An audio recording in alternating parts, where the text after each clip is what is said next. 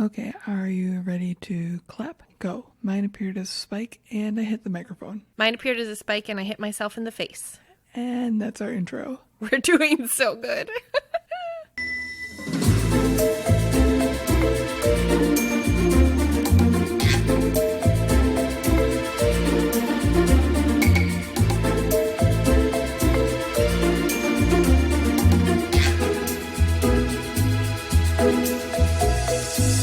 Hey, Allie.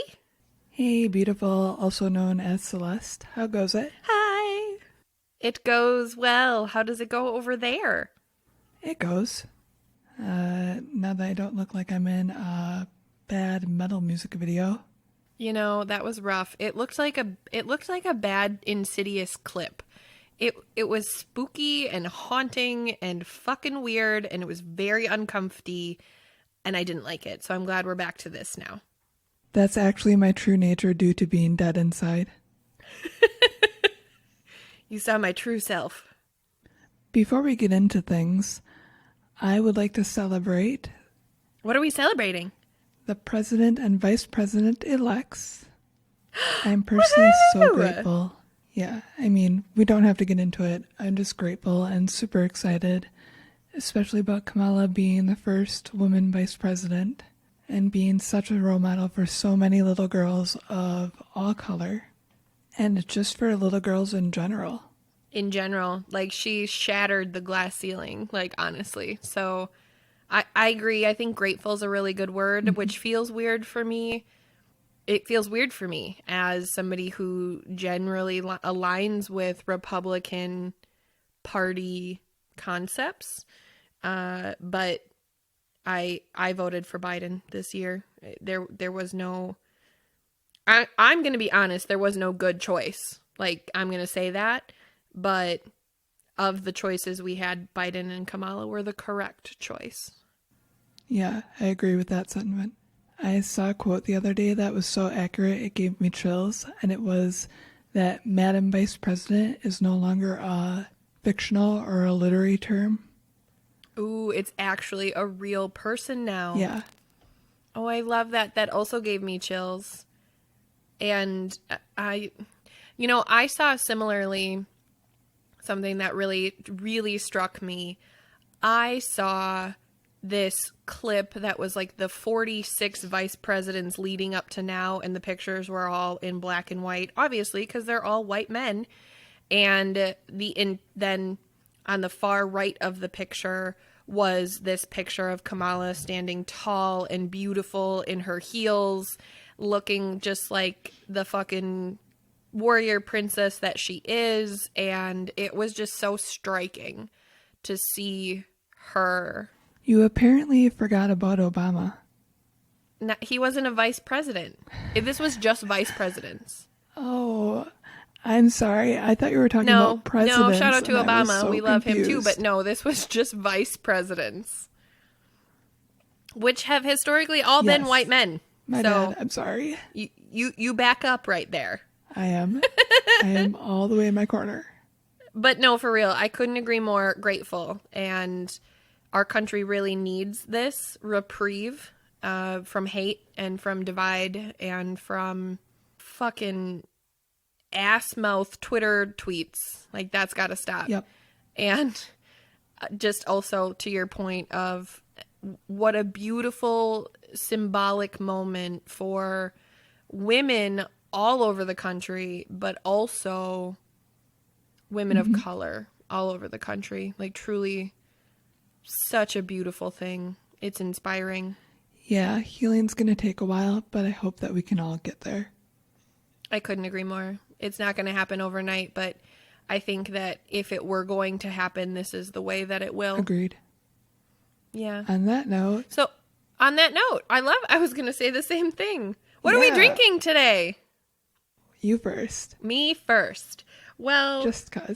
It's been a minute since I have purchased any form of beverage at all, quite honestly. So I reached into the deep dark depths of my fridge and I pulled out a Natural Light Natter Days. Woohoo! Wow, that's like a throwback to I don't know what episode that was even. I feel like Don't Bully My Breed. Maybe, who knows? Maybe. For anybody who is catching up from the beginning, let us know what episode Natural Light Natter Days is in with the little flamingo can. Look at how cute it is. That is adorable. I know, I love it. What are you drinking today? I got one of those mix and match, which was full of excellence and full of failure, which Nick and I switched. Can you tell people what the mix and match is? Because maybe not everybody knows. So it's literally what the name implies. You get to mix and match and choose your own alcoholic beverages from a few different coolers. And you can choose up to 6 to put in this little carrier. And I choose based on can look and the name. Because I'm a professional. Yep. So the one I've liked the most so far is called Avalanche. And I can't remember what brewery that was from, but this is called Night Rain, and it's from Oso Brewing Company, and it's a porter. Oh, okay. And I don't even know if I like porters, but Do you like this one? it's good. I like it. Its description is dark, robust, and chewy. Which Chewy. typically those are not words I would go for in a beer, but You know, I was with you on dark and robust, and I was like, ooh, that doesn't sound so bad. And then you said chewy. And I was like, I have never heard a beer described as chewy. Do you feel chewy? no. Thank God. I don't even know what that adjective would represent. It throws me back to country fried chewy penis. Shout out to cannibalism. And I just don't even want to go there. Yeah, I'm not unhappy with it. I'm normally an amber girl, but I could get used to this. Get it, baby. Well, I love that we've discussed politics and that we've discussed our beverage choices. But what I'm super excited about is getting straight into No Fucks Given November. Agreed. So, I kind of wanted to preface this episode by saying we had the opportunity to potentially do an interview on this, and I opted out of it because I literally knew nothing about this subject, and I felt that I couldn't properly do an interview because I knew nothing. And I think that's kind of an indicator of the issues that will show themselves within this episode, if that makes sense. It totally does. And I actually really appreciate that you took that approach in telling me and our listeners that, because I honestly wasn't sure. I asked a couple times, and finally just the other night you gave me an answer that like made sense to me, but I wasn't sure why we weren't doing this episode with a special guest. But I completely agree with you. I completely respect and understand your decision, and I think it was the right decision. I think it was the right decision in that you hadn't known enough about this culture to speak to it in a sense outside of just factually, which is honestly where this conversation should start for anyone else who doesn't know about this culture. So I think this is the right approach to start with. I also think it's very important that we called that out. So huge high five to you, my love. You can see me sending you the high five. I'm not going to send it back, sorry. And also, I want to follow that thought up with, we will absolutely be revisiting this topic with a special guest, because there is so much about this culture that we cannot speak to. We did get interview bullet points and pieces to share with you from the perspective of people within this culture, but I would absolutely love to have an episode where we have a special guest join us and really help us articulate and get the culture across, because again, there's just so much we can't speak to as white women. But I think that this is an important place to start. I agree, and since I rearranged my notes last night, things kind of fell into place and started clicking for me, so hopefully I can present a little bit of knowledge to everyone in a way that helps kind of dip a toe in the water. And I think that it's going to be amazing because you're a genius and you're beautiful and we love you so much. And also, I have some background information on this culture, and I think between the two of us, it's going to be amazing. With that being said, today's episode is about the Hmong immigration in the United States. Hmong culture. I'm so excited. I'm literally so excited. Oh my God. I just want to start this episode by saying the first time that I ever learned anything about Hmong culture, I actually cried my face off. It was in the middle of a diversity class, and I sobbed. I just sat there and cried, which I don't want to do today, but there were so many pieces that were so beautiful and so heartbreaking that I had absolutely no idea even existed. So I'm so excited to do this episode with you today. Yeah, I was definitely listening to a video today while at our real jobs, and I started crying while listening to the video because it was so heartbreaking. I'd already done the research, but I had chosen to do some additional listening, and I chose to make the bad decision to listen to it during work hours, and here we are. Cheers to our day jobs and bad decisions. I do actually have quite a few direct quotes in this that I do have sources for that I'll quote. But to start out with, my main sources were from blog.brown.edu, culturalsurvival.org, The Atlantic, pbs.org, and jefflindsay.com. Awesome. I love that you just got it out all right away, so you don't have to cite your sources later, because I get so excited and I forget, and then I feel like we're plagiarizing, even though that's never my intention. There definitely will be some that I cite later on because they say things much more eloquently than I ever could, but yeah. That's fair. That's fair. All right. Are you ready? I am. So a little bit of background. Let's hear it. Okay. The home of the Hmong was originally China, but clashes with the government in the 19th century caused many to flee to Southeast Asia, particularly Laos. They organized into family clans. Traditionally, there are 18, and would partake in subsistence farming and fishing. The Hmong religion is animist, the belief in the spirit world / interconnectedness of all living things and natural objects, which I thought was something that you could really relate to. I deeply relate to that, and I think that's so beautiful. And it gives me all the happies because I am still in this spiritual journey of my own. And I really, really appreciate other cultures that have a religion that is a very freely based spiritual concept. So cheers to Hmong culture. Cheers. They believe that bodies can carry various souls. They also have shamans, which hold very respected places. They're held in a very highly respected high regard within their culture. Thank you, yes. Traditional Hmong culture ties into the practice of What is Confucianism? Confucianism. I said that wrong, which made that would be why I don't know that word. Traditional Hmong culture ties into the practice of Confucianism, which is based around... Well, do you want me to explain it to you? I do. I don't know what this is at all. So it's based around the teachings of Confucius, and I won't dive into too deep, but it's based around his teachings and another individual's teachings whose name I can't remember. But basically it's tied around patriarchal, builds extended family systems, and people piety, I think it's pronounced. Okay. Which is taking care of one's parents or elders. Oh, okay. I probably mispronounced all of that, and Laren's going to text me later on. Shout out to Laren. Thanks for always being our spot checker. There is great respect towards the elders in strong families, and they emphasize the importance of the relationships between relatives and clans. So there is essentially the bonds between everyone is held in very high regard within the Hmong culture. I really appreciate that for a lot of reasons.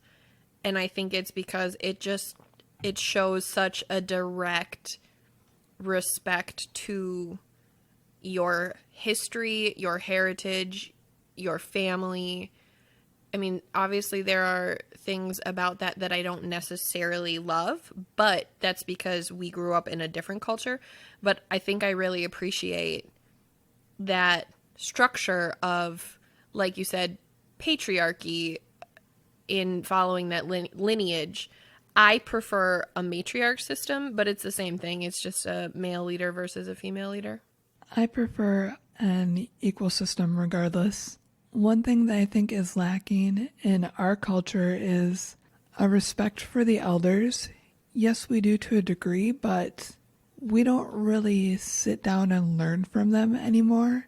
They're not seen as relevant any longer. Yeah. Not only that, but I mean, shout out to Andrew, love you, but Andrew and his generation have that phrase of like, okay, boomer. That's the least respectful thing I can think of in regard to this concept of like respecting your elders and valuing the wisdom and experience and knowledge that they have. I think again that might be a cultural difference because we have seen, especially in this election, that there were a lot of boomers who are so firmly stuck in their ways that they wouldn't open up to the idea of change. But not all boomers are like that. That's not fair to say at all. But I think the piece that you're saying is really important in understanding, regardless of if you agree with their views or not, elderly people are so chocked full of wisdom and life experience, and it's not fair to discredit them just because they're old or because maybe they're a little bit more stubborn or slow or whatever the case may be. They've still lived literally so much more life than you or I have, and that's really important to recognize. Yep, I agree with that 100%. One of the interesting things that I found is that the Hmong language is primarily oral. There have been some written attempts, but it's not a solidified thing. It's a primarily oral/spoken language. Okay. So, to dive into why the Hmong emigrated. Was it by choice or was it not by choice? It's kind of like a double-sided blade. Double-edged sword? Yep. That was my lightsaber noise. So, due to the Cold War, the CIA asked the Hmong in Laos for assistance in cutting off supplies to the Viet Cong with the promise that if the U.S. lost the war, they would help the Hmong resettle. This was also known as the Secret War. Ooh. Anything that starts with the secret that's a government thing is probably a really bad fucking idea. Yeah, no shit, right? Like, this is absolutely insane to me. Like, the more I read about this, the more it's just disgusting. I'm really looking forward to us getting into it so we can talk about how fucking disgusting it is. So this is going to be a direct quote from culturalsurvival.org, and it kind of sums up the history of it, but we'll dive into it deeper afterwards. Okay. So, from culturalsurvival.org. During the Indochina War, the country of Laos held an official neutral position. The Hmong, however, fought both sides in this political struggle. The communist faction of Laos, the Pathet Lao, was aided by the USSR and China, supported by the North Vietnamese. The U.S.-backed pro-Western Royal Lao government recruited Hmong General Vang Pao's guerrilla army, which included the largest part of the Hmong population, to fight the Pathet Lao and the North Vietnamese. The 1975 Pathet Lao victory cost the Hmong an estimated 30,000 lives, approximately 10% of their total population. The position for the surviving U.S. allied Hmong was politically very sensitive because of the role they had played against the Pathet Lao. Not anticipating defeat, the U.S. government had no provisions for evacuating the stranded Hmong. From 1975 on, the Hmong fled Laos for Thailand. So can we stop there? I know there is more history, but yes, because I know these numbers, I want to stop there for just a second. So really, what you're saying is 30,000 people died just helping us fight. True? Yes. Okay. 1/3 of their people. So essentially, to break that down, because it really summed up all of the war and what happened in it in one paragraph. It was the Cold War. We used the Hmong in this location to cut off a supply route that the North Vietnamese and the communist faction of Laos were using, and they agreed to it with the caveat that if we won, And if we didn't win, we would help get them out of that situation. Mm-hmm.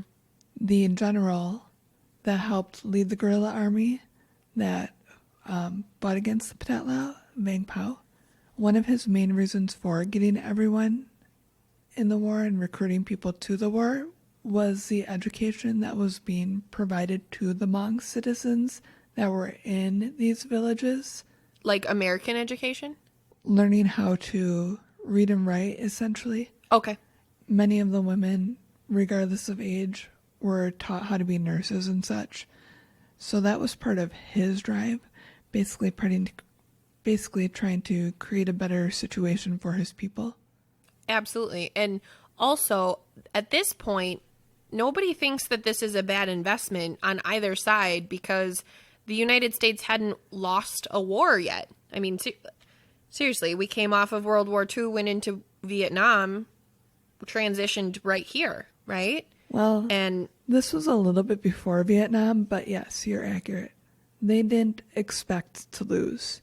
They literally said, if we lose, we have an out for you. No worries, guys. With absolutely no intention of losing.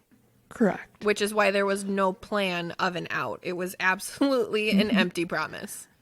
The Hmong were actually some of their ace fighter pilots, and the video that I was watching was just heart-wrenching.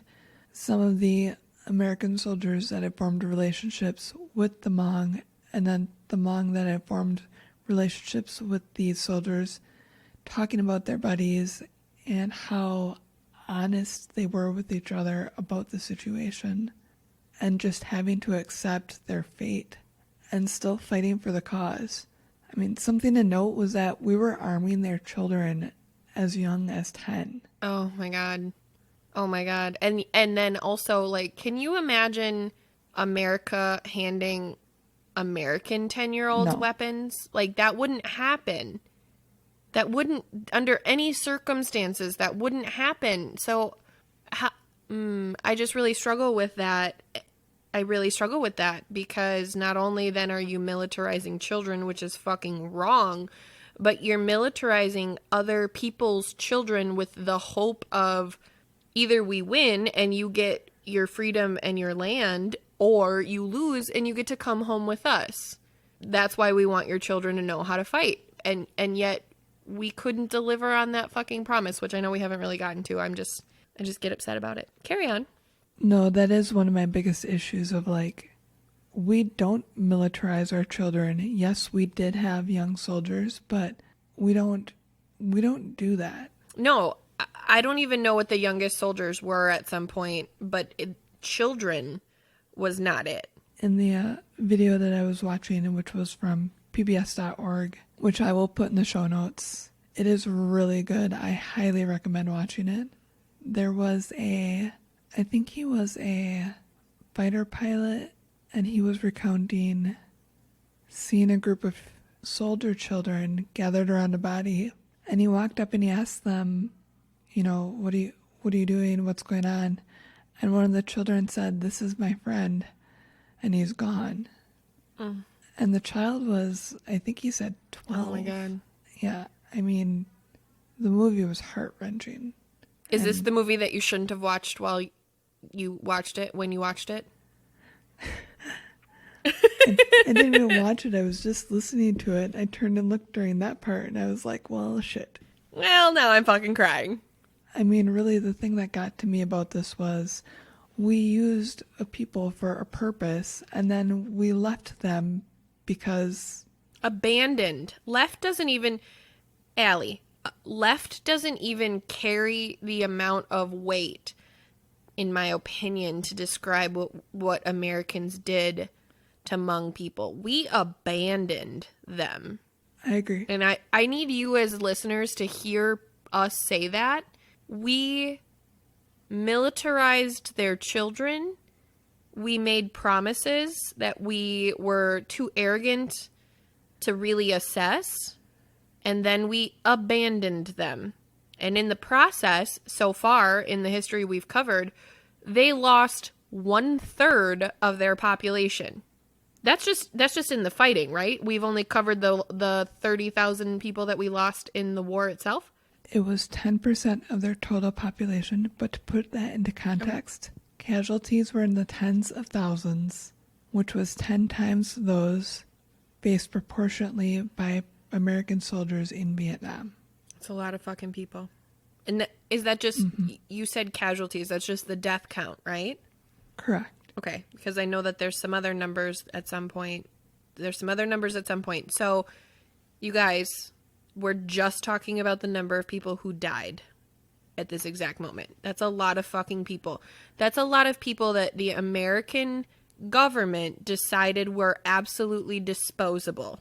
I think we should just call it what it is. No, I agree. So essentially what happened was we lost that war. The secret war. So nobody actually talked about the fact that we were even in this war and that we lost it. And once we fled, we did take a group of Hmong with us, but we left the bulk behind. And actually in that video I was listening to, General Bang Pao purposely tried to stay behind as long as he could so he would put other people on the carriers to get them to go first, because he knew that they would want to take him with, and he would basically be the last to ship out, like the go signal. And they were loading people on the last plane essentially, and nobody knew it was the last plane. The pilot didn't even know it was the last plane, and people were clamoring to get on, and their families had no idea that they wouldn't see them again. Which is just despicable.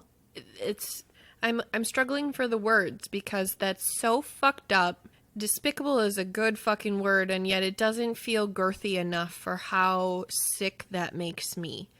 Not only did we break this promise, but there was absolutely no accountability and no communication, even to our own fucking people, to say, hey, this is the last bus.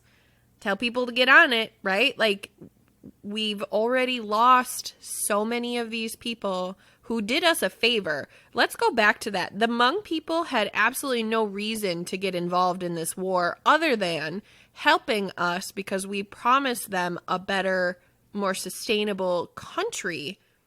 Because if I recall correctly, Thailand was a communist country and so was Vietnam. Is that true? Yeah, they were already being persecuted in a few different ways, essentially.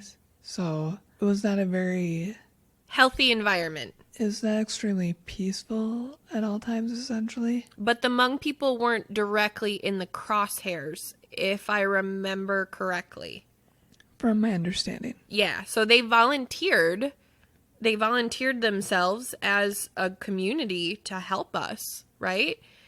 And then we couldn't even give them the decency of saying, this is the last bus, get on it. Mm-hmm. Which is just, it's so fucking sad. So fucking sad. And I go back to just abandonment and betrayal and the fact that I'm going to stop. I'm going to stop because I know that you have more history to share. And I don't want to get ahead of myself because I know pieces of this, but obviously you're the one who did the research and you know more. So please continue. Just listeners, please hear us say how deep this gravity well really is at this point in this story. So after this abandonment, many Hmong fled to Thailand, in which they essentially had to survive crossing the rivers and jungles to get into Thailand, and a lot of them didn't make it because it's fucking jungles, and they were being hunted. And they couldn't swim. These people were inland. They had no idea how to swim. They had to teach themselves how to swim to get across this fucking river, which wasn't like a little nice brook that just had some pebbles. Like, it's a fucking river. Mm-hmm. So in Thailand, most Hmong were placed in Ban Vinai camp in the northeast part of the country near the Mekong. It was severely overcrowded and there was no electricity, running water, or sewage disposal. It was closed in 1992. Isn't it true that that was sort of like Thailand's version of a concentration camp? Yes, there were reports of genocide. torture. I didn't see anything about genocide, torture, and basically not being treated properly, being treated like cattle, and chemical warfare being used against them. Not necessarily by the Thai, but terrible, terrible things that were occurring. Mm-hmm. I fully believe those claims. I couldn't find anything that fully solidified it, probably because everything was denied by the government. Yeah, that's probably fair. I mean, it's so what I can speak to about that, again, from the history that I have looked into, just again, in full transparency, I learned about this in my diversity class a couple semesters ago, and it really just did not sit well with me. And I started studying it because I genuinely wanted to understand.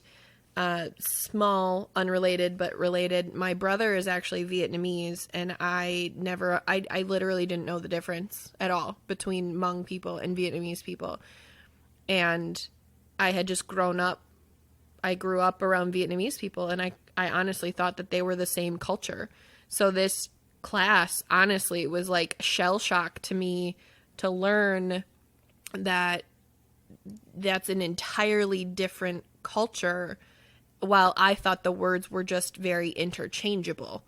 So what I can say to this piece specifically is from the learnings that I've done, that it was very much so a mini Holocaust for the Hmong people during their time in Thailand, and that's if they made it across the river. And it was the choice of two evils. I mean, Vietnam was just as dangerous, if not more, than Thailand, but Thailand offered sanctuary only to then have it be a death trap. Between traveling and the concentration camps, a very significant number of Hmong population was lost just in that concept. So some Hmong chose to flee to the U.S. as opposed to the refugee camps, and they're the ones that became known as boat people. As in, like, a derogatory term, like boat people? See, okay, here's the thing. I have heard this term before, and I think, I want to say I've seen it in a history book. So I don't know if it's meant to be derogatory, but I also feel like it's been used as derogatory, so I think both ways. Not only that, but nothing about that terminology makes me feel warm and fuzzy. Yeah, exactly. Okay. So here's my shout out. Any of our listeners who are Hmong people, we would love to understand your position on the terminology of quote unquote boat people. Allie and I are in the position that it does not make us feel good and warm and fuzzy, but also we're not sure if that's derogatory. So we would love for you to help us. We would love for you to educate us on your position on that so that we can be better educated and we can help educate others. So here's to add to the timeline. Okay. We fled the war in 1975, or there actually might have been a truce. I think there was a truce. Doesn't mean there was a truce for the Hmong. They were still persecuted and hunted, obviously. Mm-hmm. 5 years later, finally, we passed the Refugee Act, establishing the Office of Refugee Resettlement and Federal Refugee Resettlement Program. Initially, the act promoted a scatter approach of settlement, placing refugees with American sponsor families to help integrate, but this didn't take into account their culture/clan structure, which you scatter approach a clan of people that literally depend on their support system. That's how they live in their culture. Why would you even consider spreading them across the country? That makes no sense to me. It doesn't make sense to me, but also I think that just speaks directly to the systemic nature of our country and our government, because they have absolutely no regard for the way that other cultures operate and their structural construct. Well, you can tell that nobody that was actually over there that lived with the Hmong and interacted with them or had anything to do with them helped set up any of this. So correct. There was no diversity on the diversity team when they discussed how to integrate the Hmong people Exactly. into American society. Shout out to white privilege. Shout out to white fucking privilege. Eventually, major Hmong centers formed, one of which was the Lao family community established by General Vang Pao, who had been brought to Southern California. So here's a fun, not so fun fact. Fun, not so fun.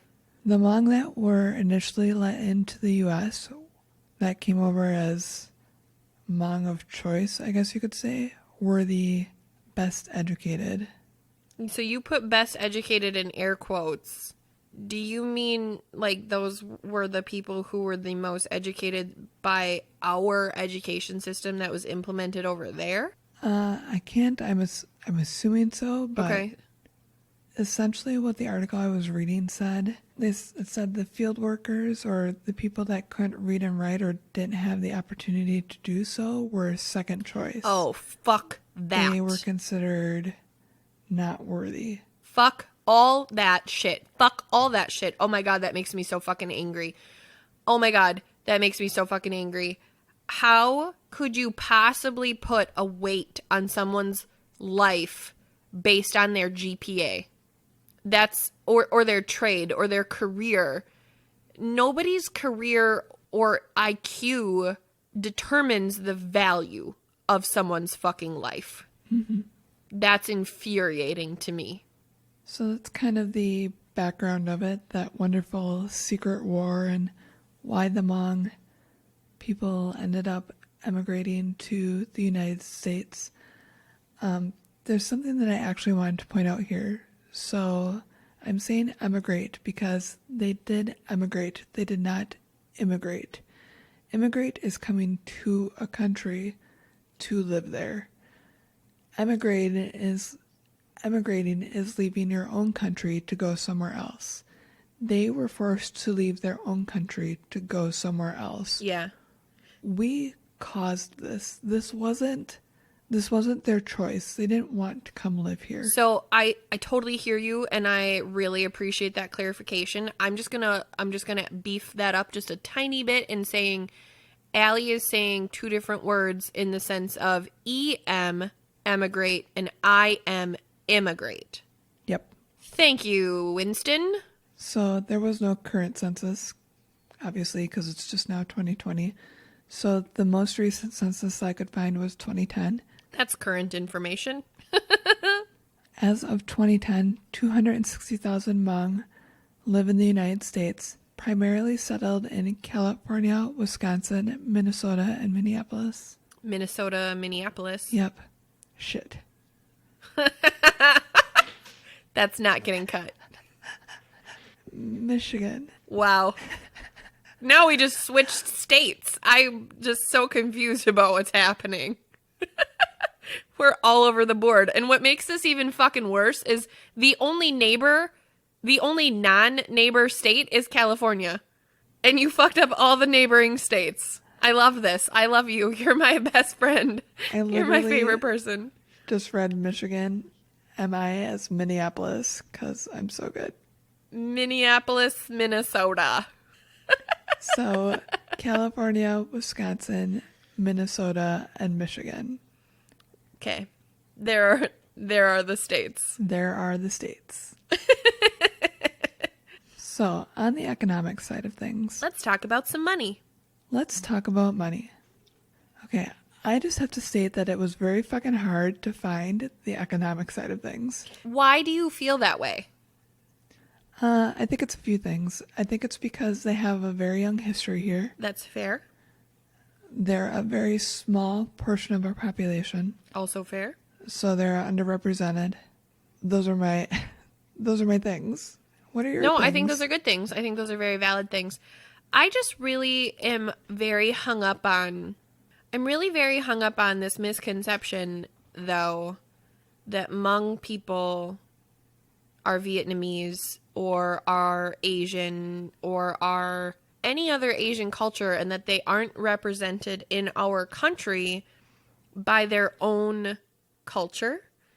And I think the reason, this might be me overthinking it, but I can't escape the fact that Hmong people came here due to the secret war, does that make them like a secret part of our society?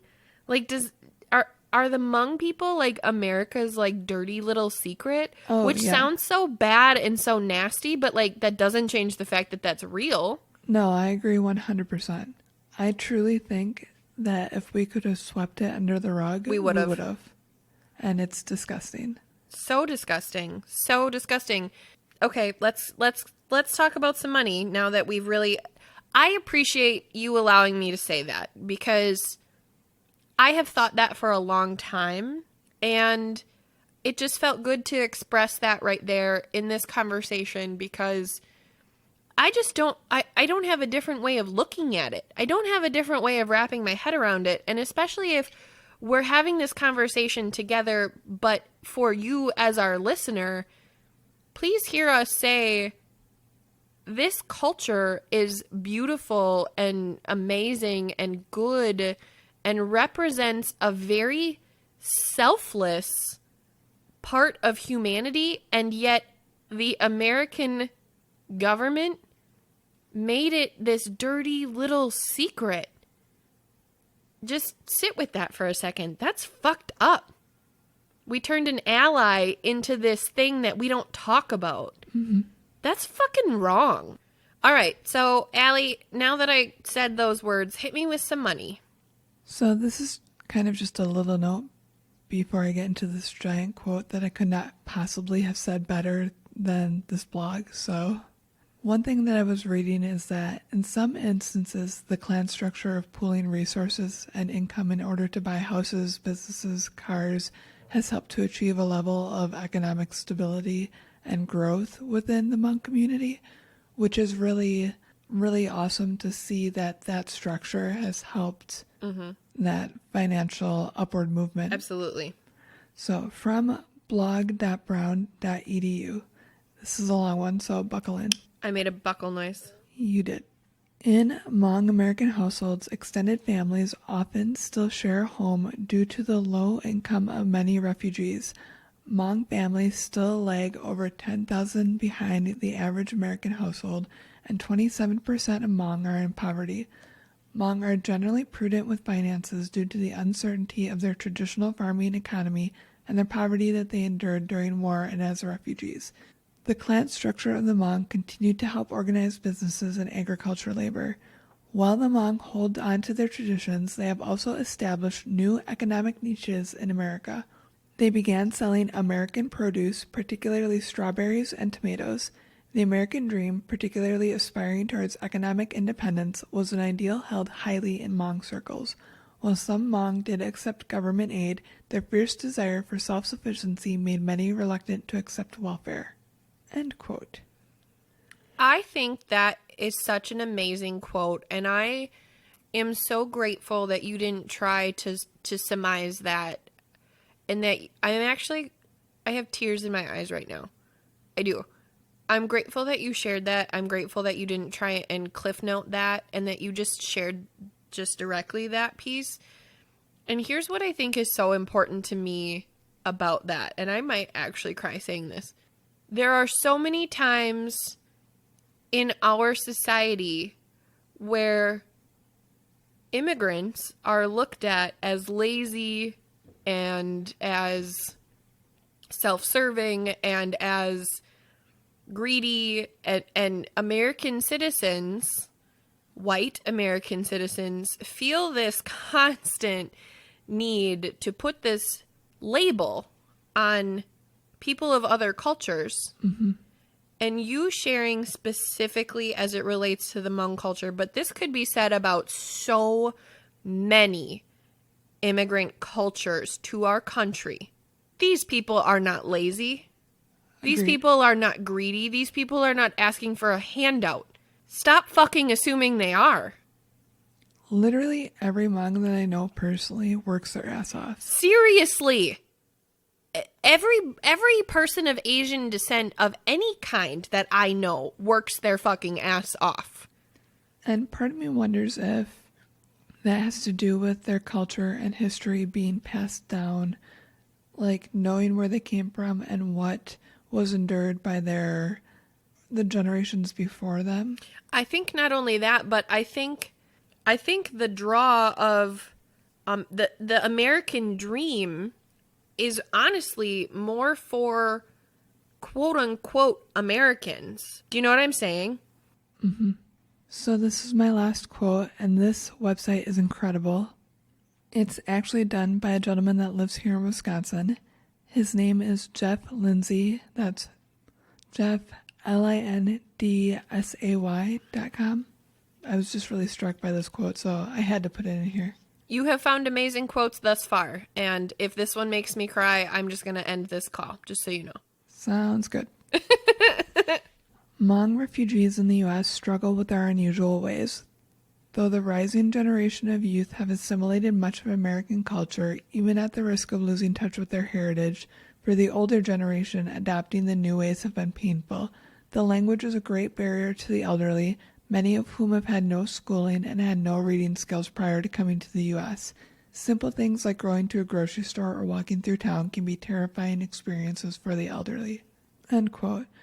I thought that was extremely important because, once again, these were people that were in service to our country for an end goal for our country that are being, what's the word I'm looking for? Disrespected due to not adapting to our culture, but they shouldn't have to. No, I agree. And you know what seems very fitting? Today is Veterans Day. Mm-hmm. I truly want to take a moment to say thank you to everyone who has ever served for our country.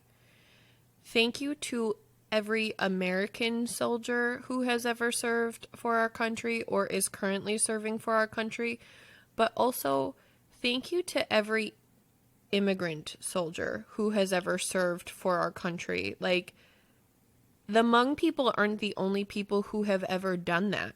Mm-hmm.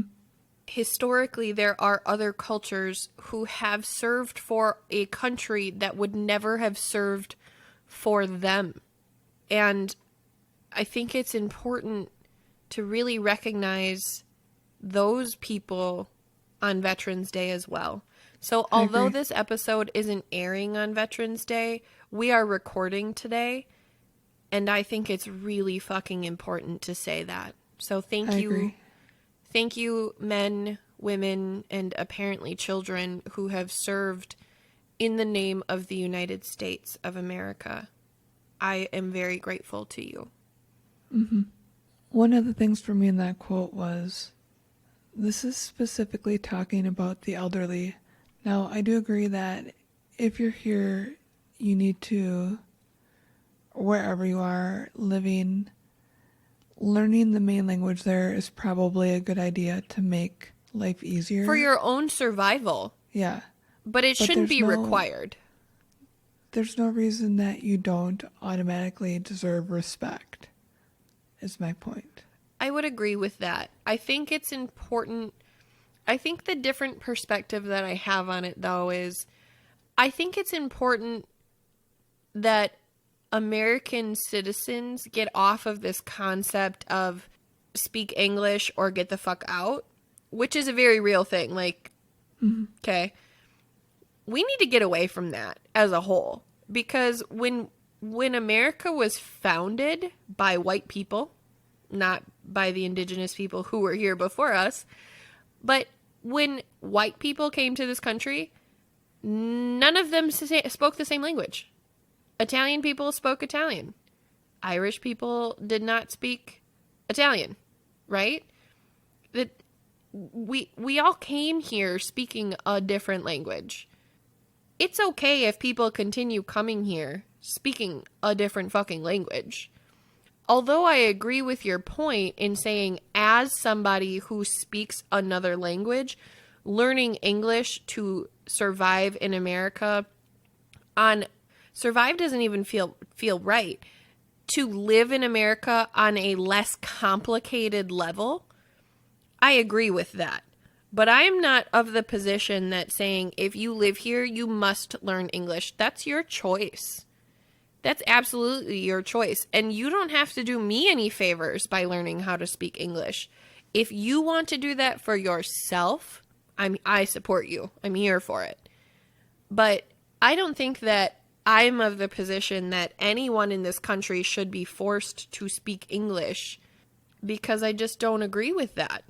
And to the point that you were making, the Hmong culture is absolutely losing their native tongue because people aren't speaking it in order to live in this country. Yeah. Yeah, I definitely agree with that perspective of it. Thank you. I appreciate hearing that. Just because I do. Because it's such an unpopular opinion. So I appreciate that you support my perspective on that. So that was what I had on the history and a little bit of the economic side of things. I did not like any of it, but I did appreciate all of it. Okay, well. So we have the questionnaire that you had sent to Lychee that she had so graciously responded to for us. And I would love to read those questions and answers, but you are friends with Lychee. I do not know her personally, so I didn't know if you wanted to give a little context as to how we came to be in her great presence. Thank you. Yes, absolutely. Thank you so receiving yes, my very, very dear friend Lychee, I met her, I think like 3 years ago. She was in my very first class as I re-entered the college world as a single mother, and she was in my project team building and problem solving class, and she's just the cutest fucking thing I've ever seen.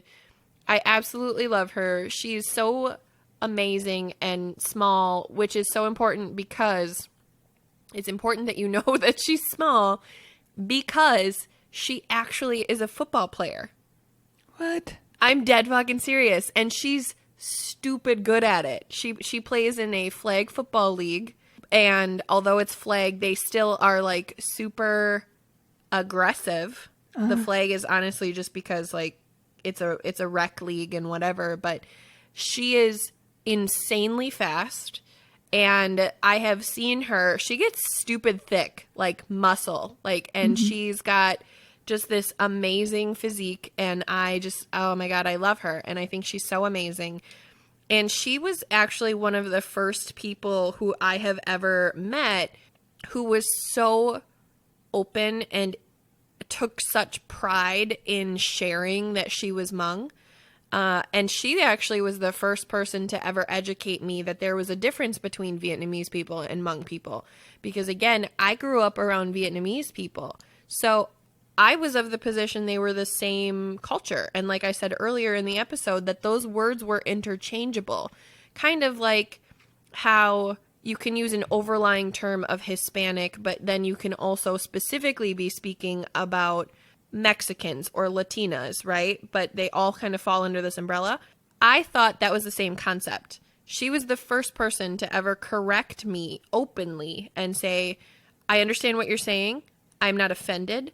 However, my culture is Hmong people and they're not the same. And I just, that meant so much to me. And I just absolutely love her. So huge shout out to our girl Lychee. Huge, huge, huge shout out. We could not do this episode without you. We are so grateful for you and your time and your help. And we hope that someday soon you can be a special guest on the episode.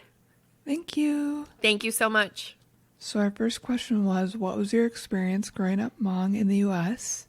She said, I know many people had their own experience growing up being Hmong in the United States. In my own experience growing up in the U.S. being Hmong, I had watched my parents sacrifice everything to make sure to put a roof over my siblings and I's head and food on the table every day. My parents didn't understand English and only spoke a little of it. My parents made sure that my siblings and I watched each other's surroundings because we may never know what can happen to us since we are minorities. Even if anything were to happen to us, we would have to listen and follow the instructions unless it is life-threatening, then definitely fight back and defend yourselves. Like, for example, if one were to get pulled over by an officer, we were taught to listen to what the officer asks for and follow what he or she says. And I will always remember this saying from my parents. Your life is way more precious than anything else. You are not replaceable. My parents were always afraid of something happening to any one of my siblings and me. Minorities at the time were getting mistreated, and the Hmong people were being called or known as gooks. I remember going to school scared every day because I know that I am different from others. I didn't talk as much in school while growing up. I was always quiet and made sure I did what I need to do for school. I remember people asking me questions like, do you eat dogs or cats? How come I never see your kind of people before? Or where did you come from before coming to the United States? I used to be upset when people asked me those kinds of questions, but it made me realize that it could be a great lesson to explain to those who didn't know. So I have so many thoughts about that, but I really want to hear your thoughts first. So what are your thoughts on that? Just anger. I mean, I'm in the same place as I'm laughing, but I'm laughing because I'm uncomfortable. If you guys haven't figured out that I laugh when I'm uncomfortable yet, like, please go back a couple episodes and figure it the fuck out. The thought of adults struggling obviously bothers me, but the thought of any child feeling out of place anywhere gets to me even more. I agree. Especially with the added level of racism. And then the quote from her parents, your life is way more precious than anything else. You are not replaceable. That was extremely... That hit me. That hit me deep. Mm-hmm. That hit me so deeply because although any parent would feel that way about their child, or any parent should feel that way about their child, to your point, there's an added level of sincerity to that statement coming from minority parents to their minority children, especially considering how many Hmong people were lost and abandoned and suffered, and how their numbers as a culture truly have experienced, to an extent, the path of extinction at some point in history, right? And not even that long ago.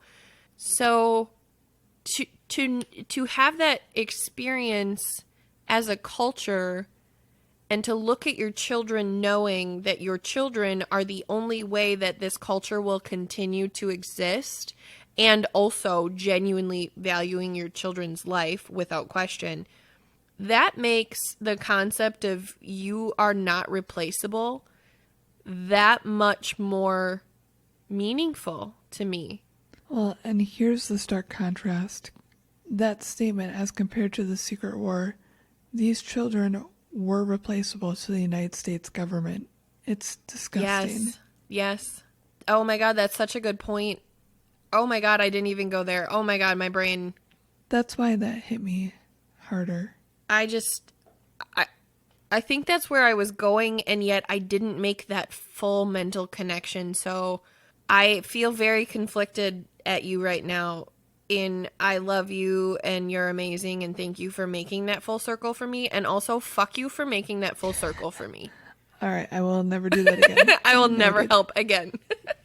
So the next question was, were there any racial issues or cultural misunderstandings? She said, there are many racial issues in the Hmong community, but is not mentioned or outspoken as much. Racial issues happen every day without anyone knowing. Others may make jokes out of it, thinking it is okay to joke about anyone's culture or community. The two most recent racial issues I can think of are, 1, the coronavirus that happened this year. Literally every Asian person was targeted. People assumed that every Asian in the world had spread it worldwide. Those who attacked it didn't care much about what kind of Asian ethnicity you are. And 2, the police officer in Minnesota during George Floyd's arrest. Any Hmong men with the same last name as the Hmong officer were being targeted, and didn't think twice that those innocent Hmong men with the same name weren't the same Hmong officer. So what I think is really important about both of those pieces is this. The first being, let's talk about Corona for a second, okay? We fucking hate COVID. We can say that. But Lychee brings up an amazing fucking point. At this stage in the game, it doesn't matter where Corona came from. It truly doesn't. It can't be assigned to an ethnicity. Also, who fucking did that? Donald Trump. Donald Trump. As Tiny would say, Donald Frump, which I love that she came up with that. Like, it's my favorite. I don't say that. She came up with that on her own. That's much more accurate. But yeah, that's fucking wrong. This disease did not come from an ethnicity. It did not. Mm-hmm. So I don't really want to get into where it came from. It's irrelevant at this point. The whole world has it. The whole world is experiencing it. Just like the whole world experienced the plague and scarlet fucking fever and smallpox and all kinds of other fucking illnesses that were never once tied back to an ethnicity. So fuck anybody who thinks that COVID is related to anybody of Asian descent. That's just fucking stupid, ignorant, racist bullshit. Ignorant. And if you're on this podcast listening to us say that, either go back and listen to the white privilege episode or kindly go fuck yourself and exit our podcast. Bye. Bye. So then on the second piece of that being the police officer piece from the George Floyd murder. You sort of said this earlier, and I'm not going to say it correct either, but not even correct as in wrong, but I don't have the clan names. But earlier you said that there were 18 clans in the Hmong culture. When you say clans in relation to this culture, it's a little bit different than other cultures that operate on like a tribe system. But there is very high potential that that tribe system operates in a similar fashion. I just know this to be true about Hmong culture. In a quote-unquote clan in the Hmong culture, that's your last name. That is where you came from. That is the clan that you belong to. So really, you guys, Hmong people have one of 18 last names. That's it. For the entire population of Hmong people, unless you marry outside of the Hmong culture. You get one of 18 last names to choose from. Could you imagine if white people had one of 18 names to choose from? Yep. We would all be Smiths and Joneses and fucking... I don't even know. I don't even know. I can't imagine what that would be like to only have 18 names. Like, that's insane. But Lychee brings up a really good point. That officer, which I have personal feelings about, and that's not what this is, but that officer has one of 18 last names that then also fit 1.3 million fucking people. That is not fair to say just because you share the same last name as someone and you also happen to be a man, you're the cop that murdered George Floyd. That's fucking ignorant and just wrong. Just wrong. And realistically, people don't actually think that they're related to the cop that murdered George Floyd. It's just another excuse to be racist. Correct. Absolutely correct. So thank you for steering my comments in the right direction because I'm just over here just pissed. And that's what I was getting at, but I know I didn't say that very well. So I'm very grateful to you for redirecting my thought because I'm just fucking pissed about it. I am. That would be like Dahmer being one of 18 last names. And if your last name was Dahmer, immediately you're the fucking spawn of Jeffrey Dahmer. Like, nobody knows shit about you except you could be Jeffrey Dahmer. Cool. It's fucking stupid. It's just, I'm fucking annoyed by it. It's fucking stupid. And it's racist. Racist bullshit. I fucking hate racists. I just love when you rant. Thank you. I love that you love my rants. I don't know if other people love my rants, but I can't stop them. It's compulsive. They're just going to keep happening. So the next question is, do you find that the Hmong identity is often mislabeled or unknown? Okay. She said, yes, I think the Hmong people are. They do all the time. Most people don't know who the Hmong people are and what the Hmong people did to get to the United States. People tend to mislabel us as Chinese, Japanese, or another Asian race. So that's her answer for that. And I have to interject there because I feel that Asian races in general are often misidentified and grouped into one I would agree. like area. And this is speaking from experience with my brothers who are half Filipino, except they don't get grouped into the Asian population, which is like generally grouped as Chinese.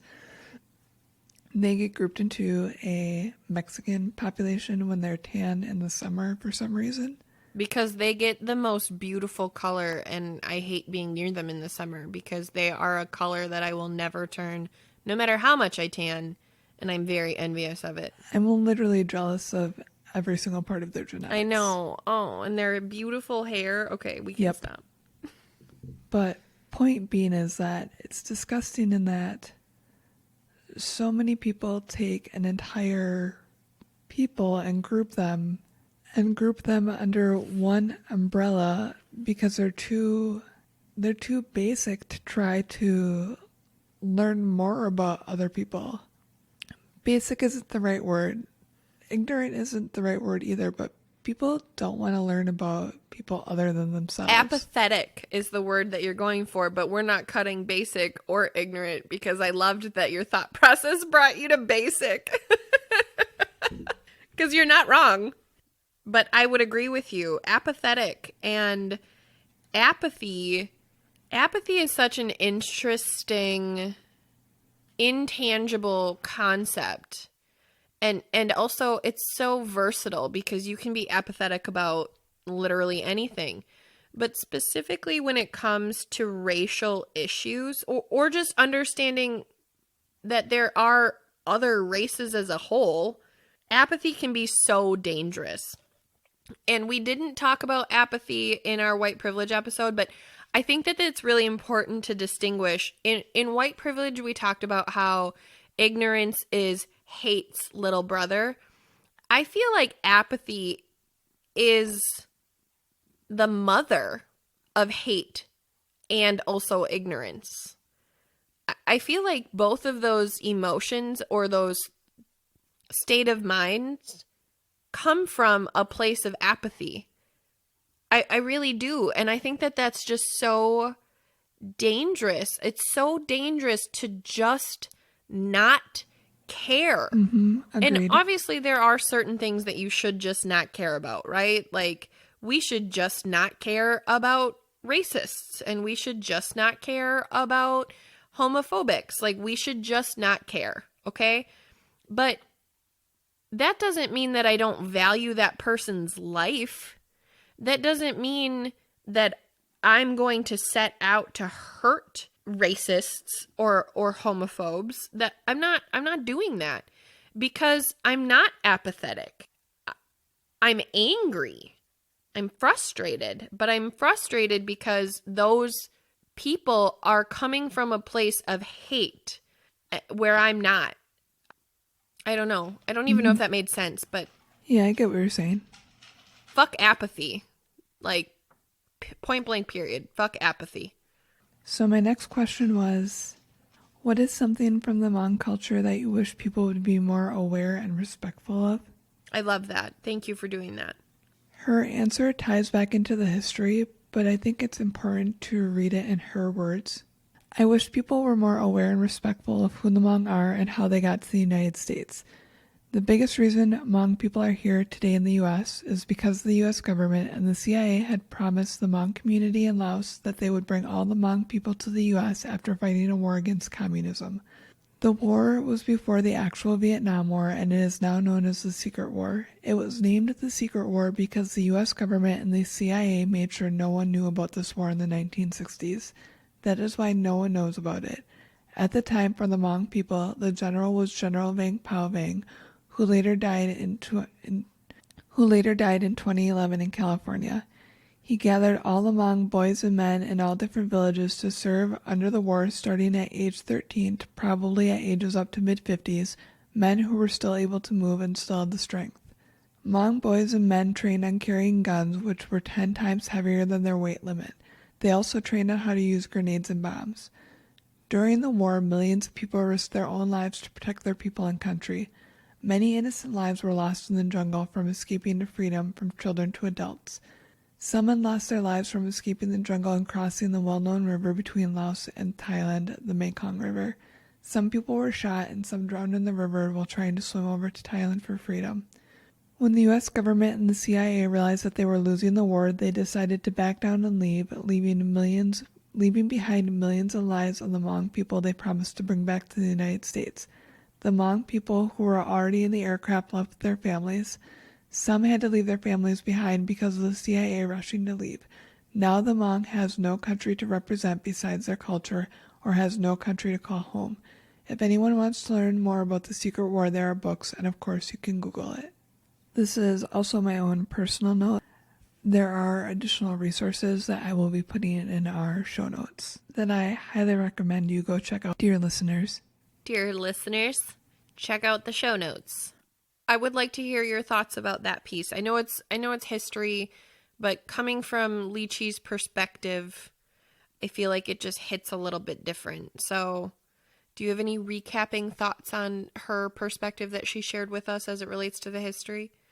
I mean, the whole thing with this that pissed me off the most was that I had never heard of this. I agree. That pisses me off a lot.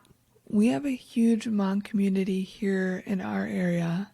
I've never looked into why, and that's on me, but also, why didn't I know they were our allies? Why aren't there stories written about them? Why aren't there songs written about them? Why aren't they given their due respect? Not only that, but another why aren't we taught about this? I mean, the Cold War, the Secret War happened in the 60s. We're in 2020. At what point can we start talking about this? At what point can we start educating? We learn about every single war dating back to the fucking dawn of this country in the American education system. At what point can the American education system teach us about the faults of America as well? Yep, and that's my big gripe too.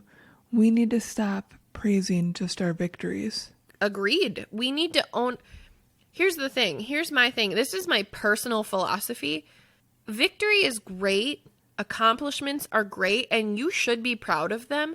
But at the same time, you need to be humble enough to admit where you fucked up. Accomplishment means shit if you can't admit, I was wrong here. I did this wrong here. And the only reason that I've accomplished as much as I have is because at some point I did fuck up. And I learned from it, and I grew from it. And I owe some people some apologies because I fucked up. Like, that's an important part of it. The whole world looks at Americans as entitled, spoiled, loud, ungrateful, disrespectful. There's a whole bunch of words for us, right? All over the fucking world. And I truly believe a huge part of it is because we cannot accept humility. As a country, we cannot accept humility.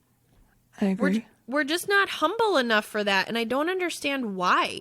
And I also don't understand why, as a society, that's like a thing that we just perpetuate. I'm not saying everyone in this country is lacking humility and is incapable of being humble.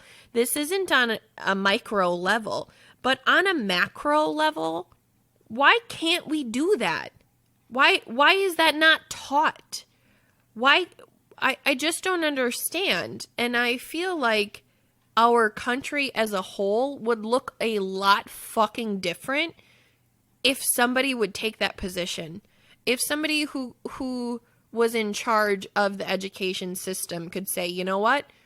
We're going to really tell it how it was. We can talk about the victories, but we also need to talk about our shortcomings.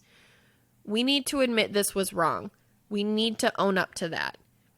I just don't understand why that can't happen. And the fact that we're in 2020 and we have a female vice president we have a black woman as our vice president, future state.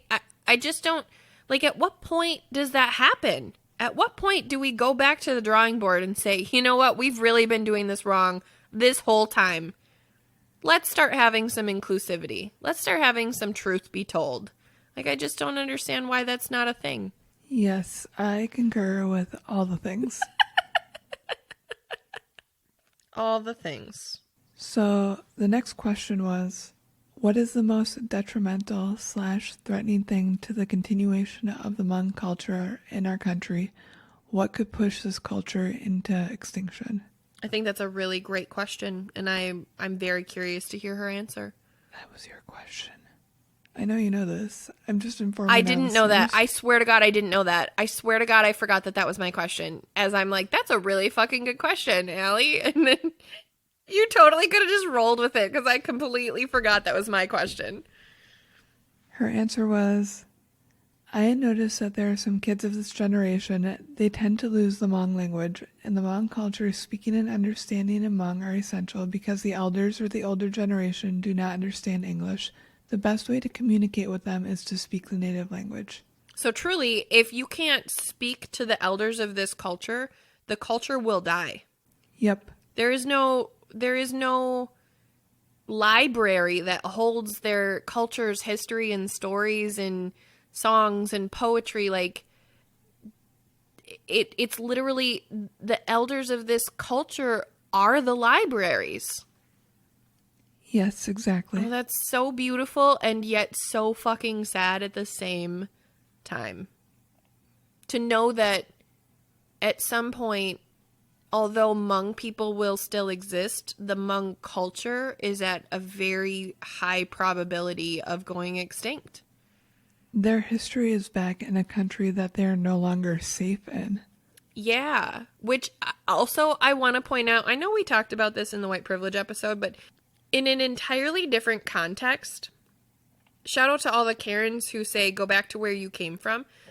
Specifically in relation to Hmong culture, right? And this perspective that we're sharing with you. Where the fuck are they supposed to go? Like, seriously, go back to that. We took them from their home country. We accepted their allyship, and their home country doesn't exist anymore because it was overtaken in this war that we lost. So this concept, which is fucking wrong and racist and nobody should ever say it, but I get so upset about this statement that people throw around so freely, racist people throw around so freely, of go back to where you came from. For some people, that's not even an option. Mm-hmm. Specifically for Hmong people, that's not even a fucking option. And that's our fault. It's our fault that that's not an option. Like, also, let's acknowledge that. Exactly. So the last question was, do you have any thoughts, experiences, or concerns about domestic abuse within the Hmong culture? What is the reaction on a family level to that abuse, if any? Can the abuse effectively be brought to the police? Why or why not? That one I know was my question. And I recognize that was my question because I think in last week's episode, in understanding domestic abuse in the Black community, really blew my mind. Yep. Like, having this other perspective, and also because domestic abuse has such a real face in my world, right? Mm-hmm. I genuinely want to understand what this looks like in other cultures, because I truly was of the position before last week. I was truly in the position of everyone of every race had the same opportunities to get out of domestic violence situations or abusive situations. Mm-hmm. So her answer was, when it comes to a mental health issue or domestic abuse in the Hmong culture, we don't talk about it much. Hmong women weren't allowed to talk about how they feel or what they are going through. Us Hmong women were taught to not express it out, even though we are suffering inside with pain. When a woman speaks out, she is considered a weak person. Women who are domestically abused by their significant other may try to report to the police. Still, in the Hmong culture, the first thing is to go to the husband's relatives, such as his uncles, to discuss the husband's behavior and why he acted that way acted the way he did to his wife. The saying that all Hmong daughters and wives hear is, be patient, go back and listen to your husband. That is why many Hmong women nowadays are empowering one another and standing up for each other. I really appreciate that. I really appreciate that not only she shared that, but also Hmong women are finding their voices and finding comfort and strength in each other, because truly nobody should have to experience domestic abuse or domestic violence by themselves. As a whole, nobody should have to do that by themselves. That should never be something that isn't talked about. Mm-hmm. And I think what upsets me about that is in the concept of this culture being a patriarchy, there's no way to escape the abuse. There is no way to escape the abuser, because these women are told to be patient and to be quiet, while the men are told, you need to work on this, but there's no actual accountability there. And even if there is accountability, it's not talked about. So there's no real standard of accountability, because it's all just so hush-hush. And that really hurts me. That really hurts my feelings. That I just think that's very wrong. So this is my personal comment to any Hmong women who are listening to this, or Hmong men who might experience abuse as well. I respect your culture very much. I do. But I also respect you as a person, and you don't need to be in an abusive situation. It is not healthy, and you deserve more than that. I agree and couldn't say it any better than that. That's what I had. I don't even have anything else to say to that. I don't, other than that statement obviously applies to any victim of domestic abuse, but specifically Hmong women and Hmong men who are experiencing abuse. Like, please know, you don't have to fight that by yourselves. You don't. You know, one of my favorite things that you do? You say it, that's all I have to say about that, and then you say it, except. I do that. It is true. That is true about me. I do that. I can't help it. I just have so many thoughts, and I tell myself that I'm going to be done, and then I'm not. So, you know. I just thought bringing that up would bring some levity to it, because it literally just happened, and I thought it was great. I so appreciate that you are always willing to make fun of me to add levity to the situation. I'm here for it. I love it. That's our friendship. So that was the end of the questions that Lychee so graciously answered for us. Thank you again, Lychee. We are so grateful for you and your time and your help. And you were so willing to help us, and you were so excited. And I'm so grateful. Thank you, thank you, thank you. Now, one of the things that I did find is that within the history of the Hmong people being here, there have been a few interactions that have not ended pleasantly as a result of perhaps a cultural misunderstanding or language barrier. I'm not going to dive into the specifics of it. There are some very unhappy and violent instances that have occurred, but I would urge listeners to keep in mind that they are the minority, not the majority of instances, and to remember the history of the Hmong people and to put yourself in their shoes. And yeah, just learn more, really. Please click the links in the description notes. Don't be apathetic and educate yourself. Like, truly, if you can base an opinion after you've experienced some education, I will be the last person to tell you that you shouldn't have an opinion. You're entitled to your opinion, but make it on an educated basis. That's really all I can advocate for. So I guess my question for you is then, what did you learn here today? I learned a lot. I mean, you also knew a lot of it though, so.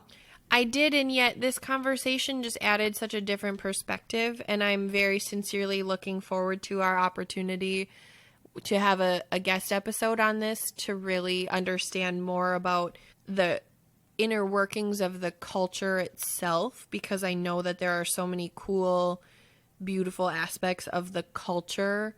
I want to get into their clothes. I want to get into their religion. I want to get into just all kinds of shit about the actual culture, which is so exciting to me.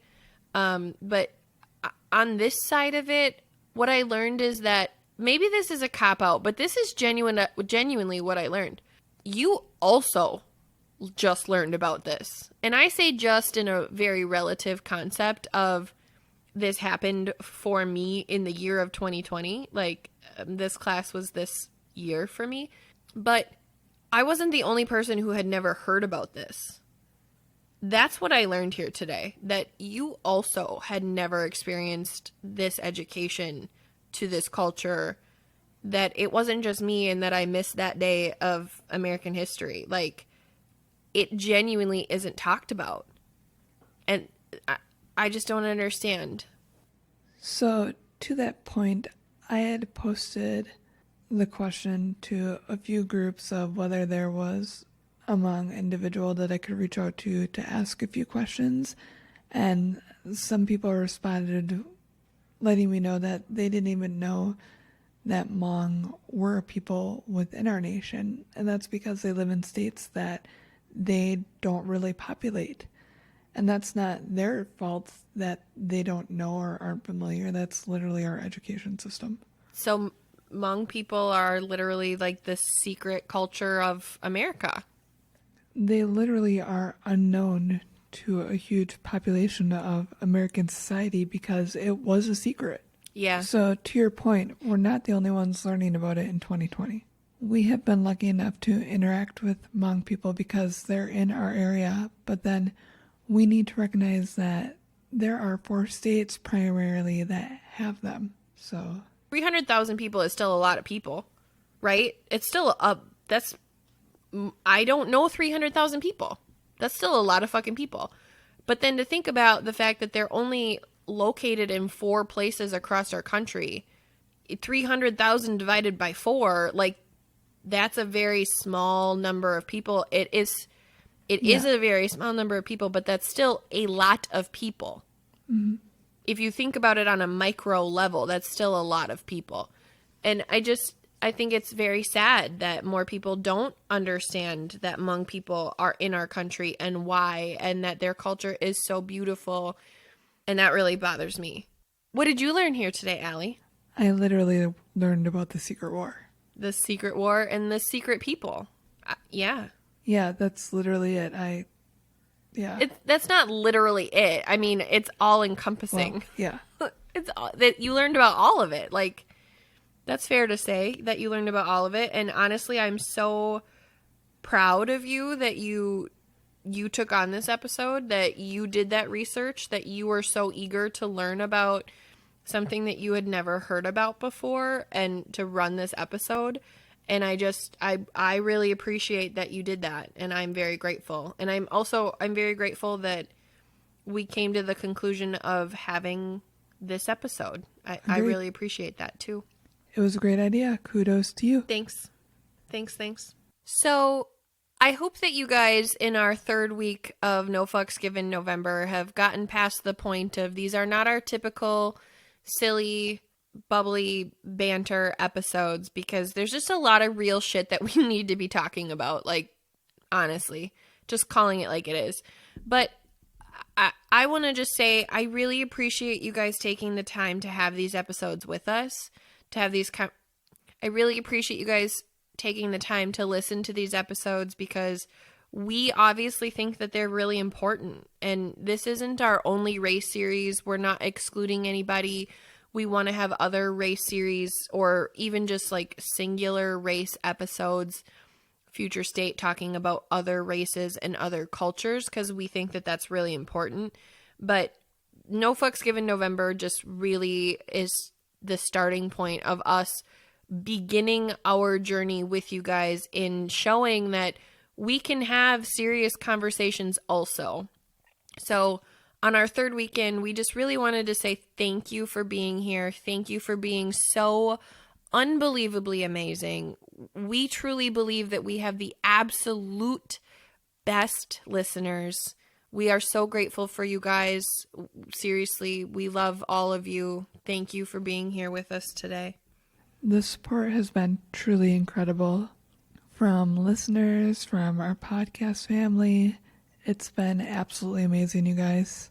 We'd be lying if we said we weren't a little bit nervous going into this. Especially so early in our We're podcast proud of what career. we've built with this podcast. And to dive into something like this head first was a big leap, and you guys showed up for it, and we're eternally grateful. Yeah, and this was so important to us. So knowing that you guys supported us through it and have supported us through it is just, that means so much to us. It really does. Can we also acknowledge that we have accomplished 1,500 listens? Oh yeah, we have. That's a big deal to me. We are halfway to our next milestone of 2,000 listens, which is not a milestone that we set, you guys. That's just the little analytic milestone on Pinecast, which I appreciate because I like goals. Whoop, whoop. So if you would like to continue with us on this journey, continue supporting us, honestly, the best thing that you can do is share our podcast. We want to reach as many people as possible. I know that every podcast says that, and that's the goal for everybody, but truly, Allie and I believe that we have such an important message to be sharing with people that is the greatest compliment that you can give us, is sharing our podcast, encouraging the people who you surround yourself with to listen to our podcast. And if they aren't down for the serious episodes, that's okay. We have important shit to say in the silly episodes too. Agreed. Like, honestly. If you even share us with one person, that is the highest compliment. Real. It is. If you want to support us in a monetary capacity and get some cool bonus things while you're at it, we have our Patreon.